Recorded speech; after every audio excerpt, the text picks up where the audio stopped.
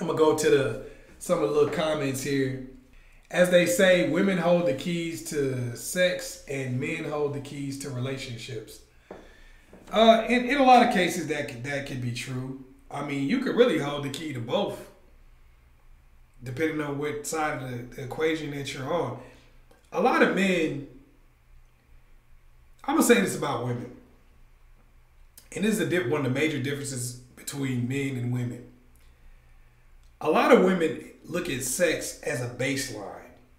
Like, if I have sex with you, that's just obviously I could get sex from you. They look at that as a baseline. Whereas men look at sex often as an ultimate goal. Like, if I'm able to have sex with you, I've accomplished something. This is a triumph where I can hold my hands up and be like, yay. It's that reason why you see men often end up getting the short end of the stick in relationships, as far as what they actually come out with.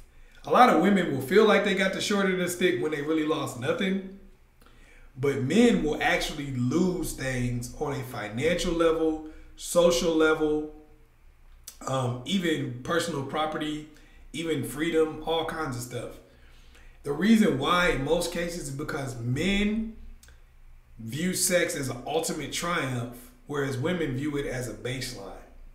So when people say men hold the access to relationships and women hold the access to sex, the only men that hold access to relationships are men that operate at a level where they're already getting sex with no problem. If you're not getting sex with no problem, then you're not going to hold the access to relationships, because you're trapped in the friend zone with a girl. So the minute she said, hey, we could be in a relationship, you're going to accept that too. You're like, oh, for sure. So how do you hold access to relationships when you can't even get sex? You're trapped in the friend zone.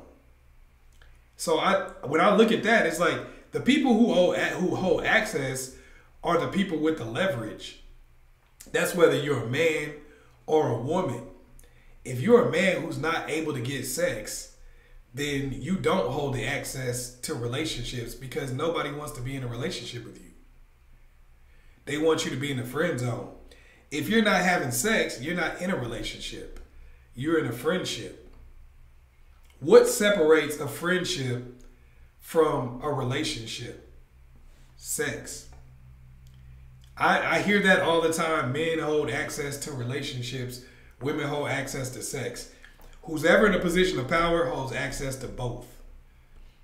If you're a man and this woman wants to be with you bad enough, then you're in a position to even say, nah, I don't want to have sex with you.